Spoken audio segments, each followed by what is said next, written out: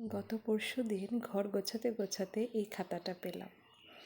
এটা জানেন তো 2020-র যখন প্যান্ডেমিক সিচুয়েশন ছিল, লকডাউন ছিল, তখন ঘরে বসে বসে এই ডুডল আর্টগুলো করেছিলাম।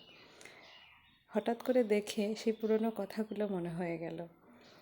আর কেন জানি না, দেখে আবার ইন্সপায়ার হয়ে গেলাম যে অনেক দিন থেকেই তো করছি না, তো কেননা আবার একটু ট্রাই করি ডুডল আর্ট করার। তো শুরু করে দিলাম। তবে এবার একটু অন্যরকম কেন জানেন?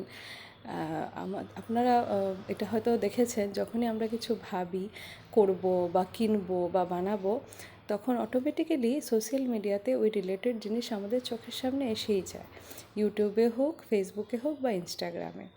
তো আমি জাস্ট মানে খাতাটা পেয়ে ভেবেছি, আর দুপুরবেলাতেই ফেসবুকে অটোমেটিক এই ধরনের ভিডিও আমার সামনে এসে যায়।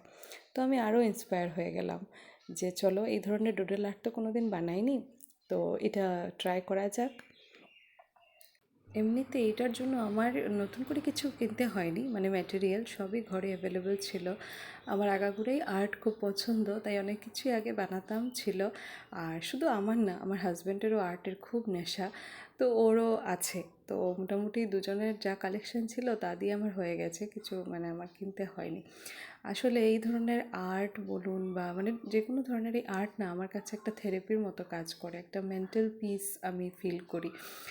অনেকেরই দেখবেন এরকম আছে, কেউ হয়তো মেকআপ করে মানে ভালো লাগে, কেউ রান্না করাটা তার জন্য থেরাপি। তো সবার লাইফেই কিছু না কিছু থাকে। আর আমার জন্য এই ধরনের মানে ডুডল আর্ট বলুন বা যে কোনো আর্টই বা ক্রাফট, মানে আমার দেখতেও যেরকম ভালো লাগে, আমার মানে এই ধরনের আর্ট করতেও ভালো লাগে। তো যাই হোক, এই ফ্লোতে করে নেওয়া আর্টগুলো আপনাদের কেমন লেগেছে কমেন্টে নিশ্চয়ই জানাবেন।